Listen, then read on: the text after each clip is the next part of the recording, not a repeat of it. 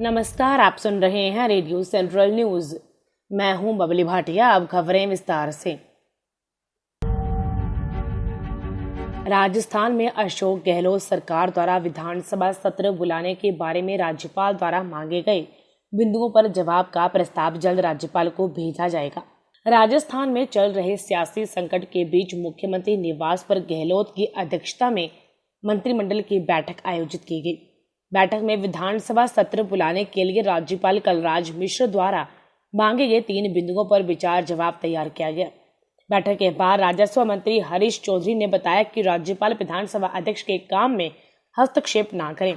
उन्होंने कहा कि सरकार 31 जुलाई को बैठक बुलाना चाहती है, न कि 21 दिन का नोटिस जारी करने के बाद। उन्होंने राज्यपाल से अनुरोध करते हुए कहा कि सरकार का काम सरकार को और अध्यक्ष का काम अध्यक्ष को करने दें। वैश्विक महामारी कोरोना वायरस के देश में बढ़ते प्रकोप की भयावहता का अंदाजा इसी से लगाया जा सकता है कि संक्रमण के नए मामले महज 2 दिनों में 1 लाख आ रहे हैं। मंगलवार देर रात तक कोरोना संक्रमितों की कुल संख्या 15.29 लाख के पार पहुंच गई है। किंतु इसके साथ ही सुकून यह है कि मरीजों के स्वस्थ होने की दर में भी सुधार होता जा रहा है। COVID-19India.org के आंकड़ों के अनुसार देश में कोरोना वायरस संक्रमण के कुल 15,29,653 मामलों की मंगलवार रात तक पुष्टि हो चुकी है। इस प्रकार मंगलवार सुबह से लेकर देर रात तक 47,150 नए मामले सामने आ चुके हैं। अब तक कुल 9,87,147 मरीज स्वस्थ हुए हैं, जबकि 34,223 लोगों की इस महामारी से मौत हो चुकी है।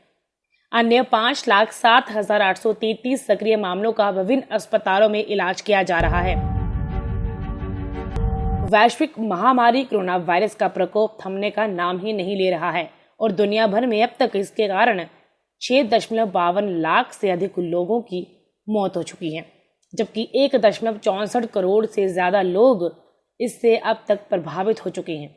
कोविड-19 के संक्रमितों के मामले में अमेरिका दुनिया भर में पहले, ब्राजील दूसरे और भारत तीसरे स्थान पर है। वहीं इस महामारी से हुई मौतों के आंकड़ों के मामले में अमेरिका पहले, ब्राजील दूसरे और ब्रिटेन तीसरे स्थान पर है, जबकि भारत मृतकों की संख्या के मामले में 6ठे स्थान पर है। अखिल भारतीय फुटबॉल महासंघ AIFF के महासचिव कुशल दास ने कहा है कि फीफा अंडर-17 विश्व कप 2017 की सफल मेजबानी करने के बाद भारत बड़े स्तर के अंतर्राष्ट्रीय टूर्नामेंट की मेजबानी करने को लेकर पूरी तरह आश्वस्त हो गया है। फीफा विश्व कप 2017 की सफल मेजबानी के बाद से भारत अंतर्राष्ट्रीय प्रतियोगिताओं की मेजबानी के लिए एक मुख्य देश के रूप में उभर कर सामने आया। भारत में फीफा अंडर-17 महिला विश्व कप अगले साल फरवरी और AFC महिला एशिया कप 2022 में होने वाला है। रेडियो सेंट्रल न्यूज की टीम सभी देशवासियों से अपील करती है कि लॉकडाउन से ही कोरोना को रोका जा सकता है। आप घर के अंदर रहकर इस घातक वायरस से बच सकते हैं। जान है तो जहान है। आपका ये कदम आपकी जान के साथ साथ पूरे देश को कोरोना वायरस के तांडव से बचा सकता है।